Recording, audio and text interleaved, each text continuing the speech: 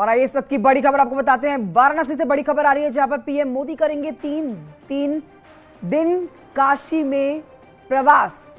तो 3 दिन करेंगे काशी में प्रवास।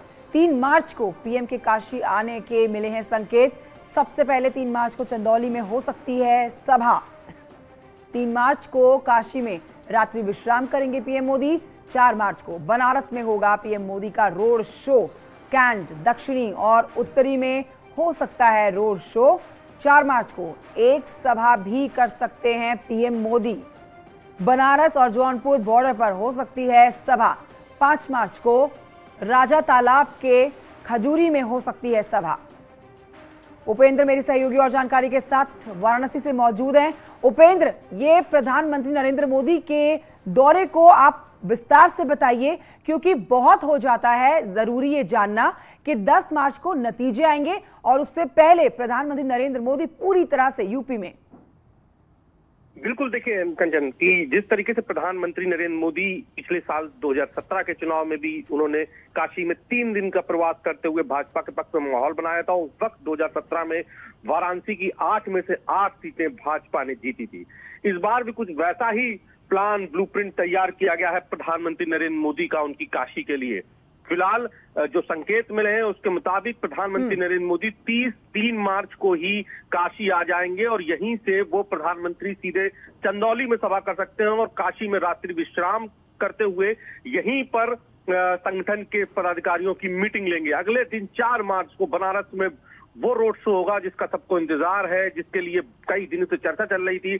मगर बताया ये जा रहा है कि इस बार रोड शो का रूट लंका से पांडेपुर के बीच में प्रधानमंत्री का हो सकता है। उसके पीछे वजह ये बताई जा रही है कि कैंट, दक्षिणी और उत्तरी, इन तीनों इलाके कवर हो सके, ऐसा कुछ रूट मैप बनाया जा रहा है जिसके तहत लंका से पांडेपुर की बात कही जा रही है। उसी दिन प्रधानमंत्री एक और भी सभा कर सकते हैं और कुछ प्रबुद्ध लोगों से मुलाकात भी कर सकते हैं।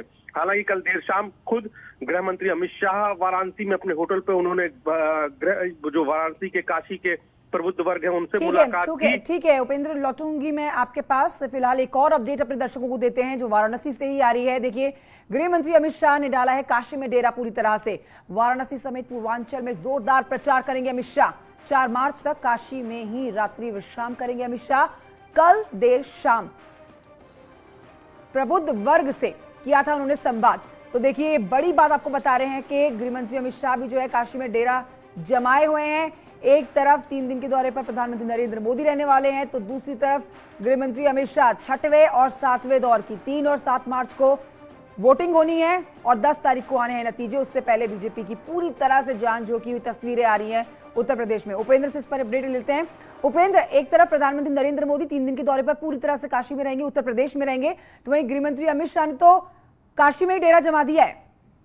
बिल्कुल, गृह मंत्री अमित शाह काशी में आ चुके हैं और कल उन्होंने यहाँ पर देर शाम होटल ताज में प्रबुद्ध वर्ग जो काशी के हैं उनके साथ संवाद किया। उनके साथ खुद केंद्रीय मंत्री धर्मेंद्र प्रधान रहे, तो अपना दल एस से आशीष पटेल भी साथ में रहे। तो जो पूरा एक कुनबा था भाजपा का वो मौजूद रहा और काशी के डॉक्टर, साहित्यकार और दूसरे जो प्रबुद्ध वर्ग हैं वो उसमें शामिल रहे और खुद गृह मंत्री ने अधिक से अधिक मतदान की अपील की। और साथ ही खास बात यह है कि अब गृह मंत्री अमित शाह जब तक प्रधानमंत्री रहेंगे तब तक काशी में रहेंगे। उन्होंने अपना यहीं पर डेरा डाल लिया। यहीं से वो पूर्वांचल के अलग अलग जिलों में जाएंगे और देर शाम को काशी वापस लौटेंगे, काशी में संगठन की मीटिंग करेंगे। ठीक है उपेंद्र, शुक्रिया आपका जानकारी के लिए। आइए आगे बढ़ते, आपको बताते हैं कि देवरिया में 6ठे चरण में वोटिंग होनी है। आज शाम 6 बजे यहां पर प्रचार बंद हो जाएगा।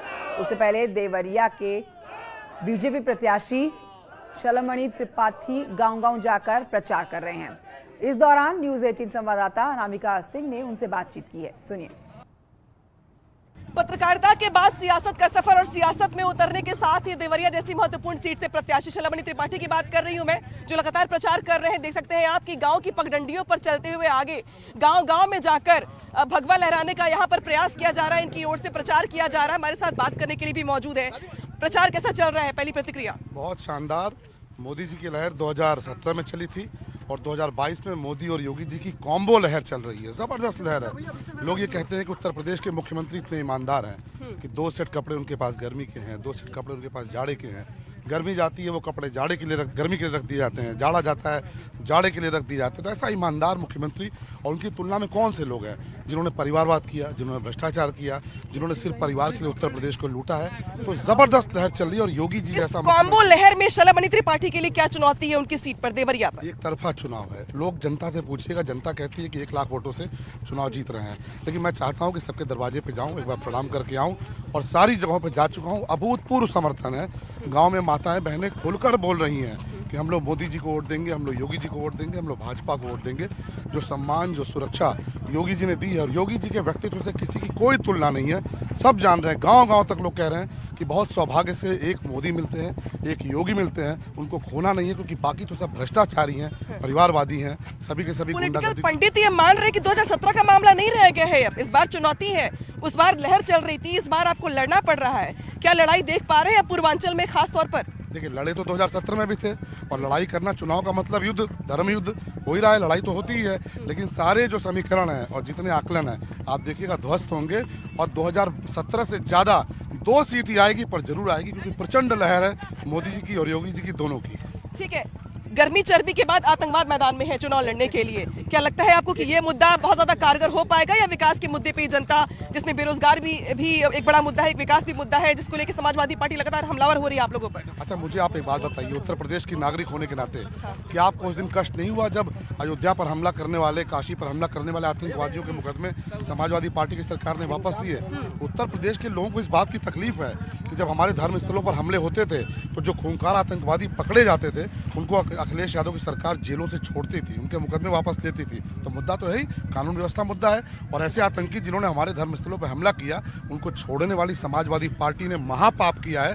जनता उनके महापाप का डिम्पल यादव का एक बयान काफी चर्चा में है, जब उन्होंने मुख्यमंत्री के कपड़े के रंग को लेकर के तंज कसा था। हालांकि मुख्यमंत्री इस पर जवाब दे चुके हैं कि हाँ, मैं भगवाधारी हूँ, लेकिन क्या पूर्वांचल की लड़ाई से पहले बात अब रंग पर भी आ गई कपड़ों के? मुख्यमंत्री के पास कितने कपड़े हैं जनता जानती है, और अखिलेश यादव जी के पास, उनके कुनबे के पास क्या क्या है ये भी जनता जानती है। हमारे मुख्यमंत्री के पास 2 सेट कपड़े हैं, वही कपड़े पहनते हैं, बेहद सादगी से रहते हैं। उनके व्यक्तित्व पर अगर कोई सवाल उठाएगा तो उत्तर प्रदेश की जनता ऐसा जवाब देगी। ब्राह्मणों का चेहरा भी है, ब्राह्मणों को लेकर सियासत खूब हुई। सतीश चंद्र मिश्रा से लेकर अलग अलग पॉलिटिकल जो पार्टीज के लोग हैं वो ब्राह्मणों को एक मुद्दा बना रहे हैं। देवरिया के ब्राह्मण क्या सोचते हैं शलभमणि त्रिपाठी को लेकर के और अलग अलग मुद्दों को लेकर जो यूपी में चल रहे हैं? भारतीय जनता पार्टी सबका साथ, सबका विकास, सबके विश्वास में काम करती है।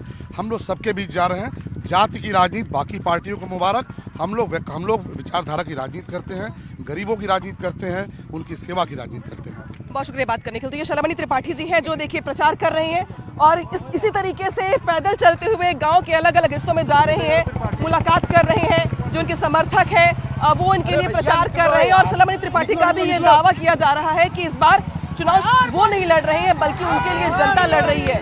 और इन्हीं लाभ लश्कर के साथ लगातार प्रचार चल रहा है। देखना ये होगा कि देवरिया की लड़ाई कितनी दिलचस्प बन पाती है समाजवादी पार्टी और बीजेपी के मुकाबले के बीच में। देवरिया।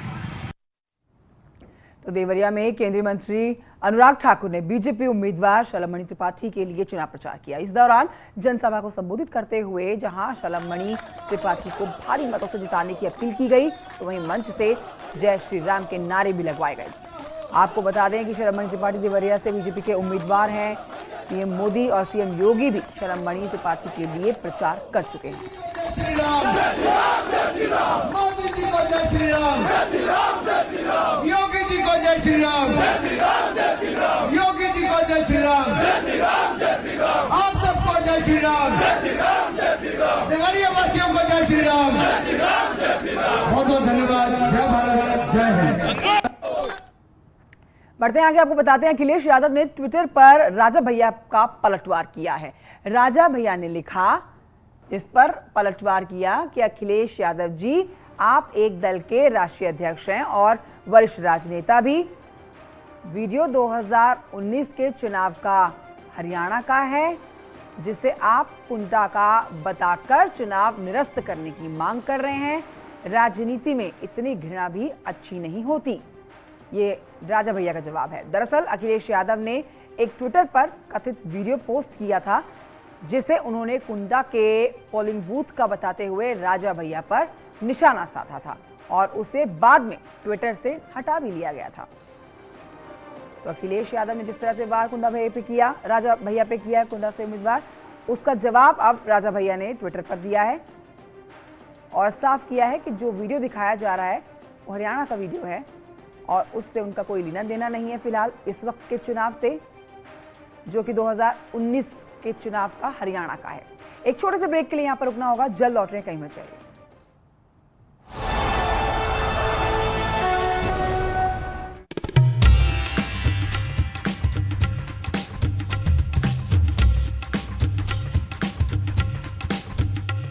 इस वक्त मैं देवरिया सदर विधानसभा क्षेत्र में खड़ा हूं और यहां पे त्रिकोणीय लड़ाई देखने को मिल रही है। सपा, बसपा और भाजपा यहां जम के लड़ रहे हैं और इस वक्त मैं एक पान की दुकान पे हूं।